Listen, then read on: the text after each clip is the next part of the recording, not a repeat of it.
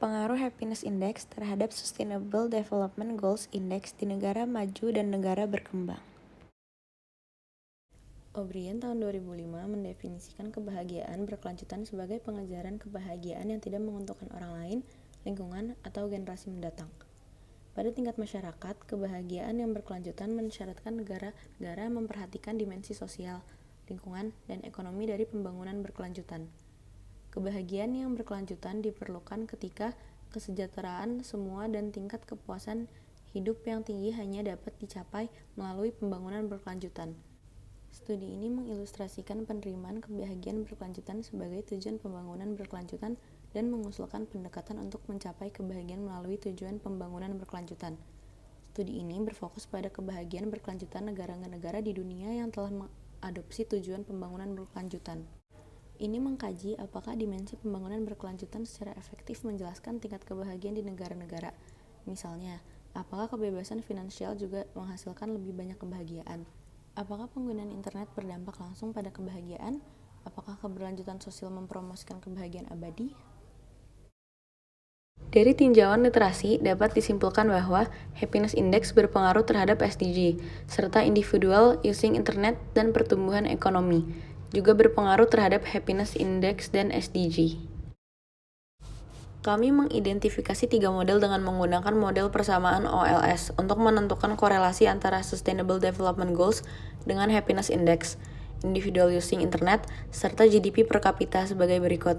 Sebagai sampel dari penelitian kami ini, kami meneliti 3 bagian, yaitu dunia, negara maju, dan negara berkembang.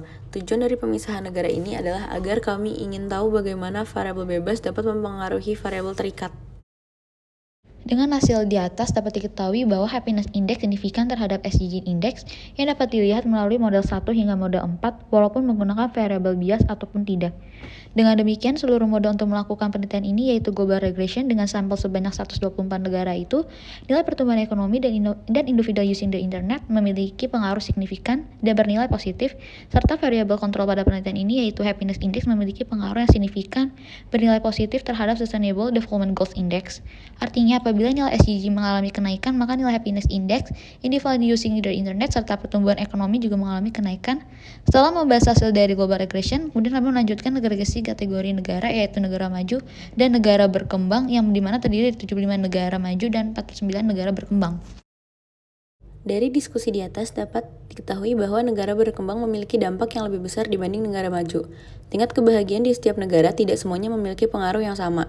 Selain itu, berdasarkan dari hasil penelitian juga, apabila negara tersebut berpenghasilan besar seperti negara maju, tidak dapat dipastikan bahwa itu akan mempengaruhi tingkat kebahagiaan di negara tersebut. Dari penelitian ini, kami dapat menyimpulkan bahwa Happiness Index memiliki hubungan yang signifikan dan korelasi dengan SDG, baik di negara maju maupun di negara berkembang. Tingkat kebahagiaan dapat dipengaruhi oleh apa saja seperti penggunaan internet dan pertumbuhan ekonomi.